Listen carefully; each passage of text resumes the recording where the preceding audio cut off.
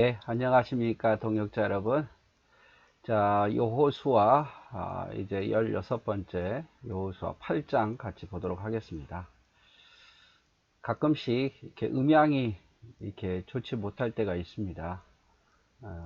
좀 장비를 좀 바꿔야 되는데 그게 마이크도 그렇고 헤드셋도 그렇고 또 노트북도 그렇고 여러 가지 그렇습니다. 뭐 또 하나님의 은혜로 더 좋은 음량으로 할 수 있도록 여러분들이 기도해 주시면 감사하겠습니다.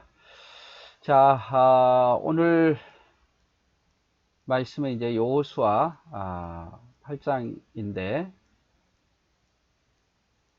자, 아이성 전투에서 실패했죠. 7장에서 아이성 전투에서 실패했고, 그 실패한 가장 큰 원인은 아간의 불순종이죠.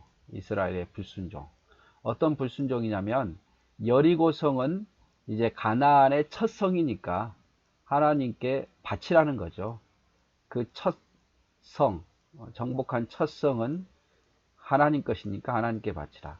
또 열매도 첫 것은 하나님께 드리게 했고, 소득의 10의 1조도 하나님께 드리게 했고, 사람이나 짐승이나 첫 것은 하나님께 드리게 했어요. 그래서 사람 같은 경우는 이제 장자를 드린 게 아니라 장자 대신에 레인이 대신 드려진 거고, 짐승과 같은 것은 이제 첫 새끼는 하나님 앞에 드리도록 했습니다. 곡물도 그렇고 뭐 소득도 그렇고 모든 첫 것은 하나님의 것이에요. 그런 원리에 따라서 이제 여리고 성도 하나님의 첫 성이잖아요. 그래서 하나님께 드려야 되는데 그것 중에 일부를 아간이 자기 집 장막 아래에다 숨겼다가 이렇게 불순종이 되어서 아이성 전투에서 패하게 되는 거죠. 그래서 아이성 전투에서 실패한 가장 큰 원인은 아간의 불순종입니다. 이걸 하나님은 이스라엘의 불순종으로 보았던 거고요. 두 번째로는 자만해서 하나님께 묻는 일도 없었고 하나님께서 어떻게 지시한 것도 없어요.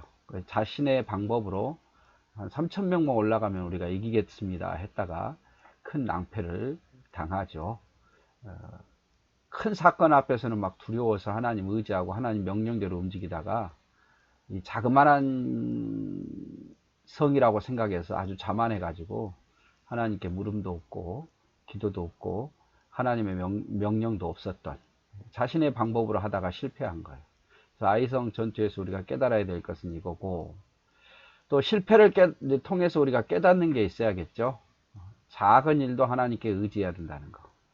작다고 하나님 없어도 된다고 생각하지 말고, 아이성처럼 작은 성이라고 하나님 없어도 된다고 생각하지 말고 작은 일도 하나님을 의지해야 된다는 걸 우리가 깨달아야 됩니다. 그래서 여러분, 작은 일도 늘 기도하고 작은 일도 너무 자만하지 말고 하나님 도움이 필요하다는 것을 우리가 꼭 기억해야 됩니다. 그리고 이 아이성 전투에서 보듯이 하나님이 함께하지 않으면 쉬운 전쟁도 이길 수가 없어요. 하나님이 함께 해야 된다. 모든 일을 하나님이 함께 해야 된다. 우리가 주님의 일을 하는 데 있어서 특별히 하나님이 함께 해야 되고, 우리의 인생도 하나님이 함께 해야 됩니다. 그리고 하나님은 죄와 함께 하지 않으셔요. 절대 하나님은 죄 있는 곳에 역사하지 않으십니다. 그래서 항상 우리는 죄를 제거하는 일을 해야겠죠. 자, 그래서 아이성 전투에서 실패한 이유와 이 실패를 통해서 우리가 무엇을 깨달았는가에 대해서 보았습니다. 자, 1절 볼까요? 8장 1절. 여호와께서 여호수아에게 이르시되 두려워하지 말라, 놀라지 말라. 군사를 다 거느리고 일어나 아이로 올라가라. 보라, 내가 아이 왕과 그의 백성과 그의 성읍과 그의 땅을 다 내 손에 넘겨 주었으니. 여러분, 여호수아가 또 얼마나 겁을 먹었겠습니까? 그렇죠? 여단강도 건너고 여리고성도 물리쳤는데 이 작은 성을 이기지 못한 것으로 인해서 또 주변 국가들이 얼마나 이스라엘 백성들을 또 가벼이 여기고 조롱했겠습니까? 그래서 나는 역시 자격이 안 돼. 모세에 비하면 너무 약한 존재야 라고 스스로 낙심하고 두려워할 수도 있어요. 또 주변 나라를 두려워할 수도 있고, 왜 하나님께서 또 나타나셔서 두려워하지 말라. 군사를 다 거느리고 일어나서 이제 아이로 올라가라. 내가 아이 왕과 그의 백성을 너희 손에 넘겨주었다. 이렇게 말씀을 하시죠. 그래서 여기서 하나님의 사랑과 궁유를 볼 수 있는 거예요. 하나님은 다시 이스라엘을 용서하십니다. 범죄한 이스라엘을 용서하죠. 찾아오셔서 아이성을 주겠다고 하십니다. 주겠다고 하십니다.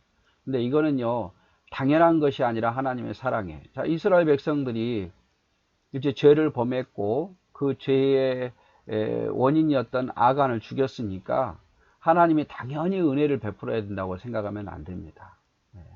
이미 이스라엘 백성들은 죄를 범했고 아간은 죄를 범했어요. 하나님 명령을 불순종했어요.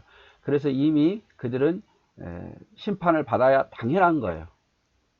그럼에도 불구하고 하나님께서는 그들을 용서하시고 회개한 그들을 용서하시고 죄를 제거한 그들을 용서하시고 다시 찾아와 주시죠. 이게 하나님의 은혜예요. 이게 하나님의 은혜. 그래서 우리는 이것을 당연히 여기면 안 돼요. 내가 하나님께 회개했다고 당연히 복을 받는다고 생각하면 안 되고, 그러나 하나님께서는 당연한 것은 아니지만 하나님은 회개하는 자에게 또 은혜를 베푸시더라 이 말이죠. 은혜를 베푸셔요. 그래서 실패보다 더 무서운 게 있어요. 여러분, 실패는 누구나 다 할 수 있습니다. 누구나 다 할 수 있어요. 저도 할 수 있고 여러분도 할 수 있어요. 우리는 약한 존재라서 유혹도 잘 당하고 시험도 잘 들어요. 실패는 누구나 다 할 수 있어요. 그러나 그 실패로 인해서 우리가 깨달은 것이 있어야 되죠. 그게 진정한 승리자 아니겠습니까? 실패로 깨달은 게 있어야 돼요. 하나님의 은혜를 깨달아야 되고 인간의 겸손함, 나약함을 깨달아야 돼요. 그래서 하나님을 더 의지해야 된다는 사실을 깨달으면 그건 실패가 아니라 그거는 실패는 성공의 어머니가 되는 거예요. 근데 보통 사람들은 실패하면 어때요? 모든 게 다 끝난 줄 알고 하나님을 의지하지 않죠. 자기의 겸손함을, 자기의 잘못을 인정하려고 하지 않아요. 그래서 원망하고 탓하고 그렇죠. 그러나 실패 후에 하나님의 은혜, 인간의 겸손을 배워야 되고 하나님을 의지해야 된다는 것을 배워야 됩니다. 더 중요한 것은 실패 후에 하나님을 끝까지 의지하지 않는 것이 더 큰 죄예요. 실패했음에도 불구하고 그걸 하나님께 의지하지 않고 사는 것, 그게 더 큰 죄다 이 말이죠. 보통 실패하면 내가 뭔가 잘못됐다라고 생각하기보다 다른 사람에게서, 다른 환경에서 원인을 찾으려고 그래요. 그러나 내가 부족해서라고 생각을 하면 우리가 실패한 후에 뭘 해야 되겠습니까? 더 하나님을 의지해야 되죠. 더 하나님을 붙잡고 살아야 돼요. 그것이 바로 실패 속에서 승리하는 방법입니다. 오늘 이스라엘 백성이 다시 여호수아가 두려워할 때 아이성의 실패로 하나님은 다시 찾아오셨어요. 그리고 아이 왕과 그 백성을 주시겠다고 말씀하셨죠. 이렇게 하나님은 긍휼이 풍성하신 분이고 은혜가 풍성하신 분이에요.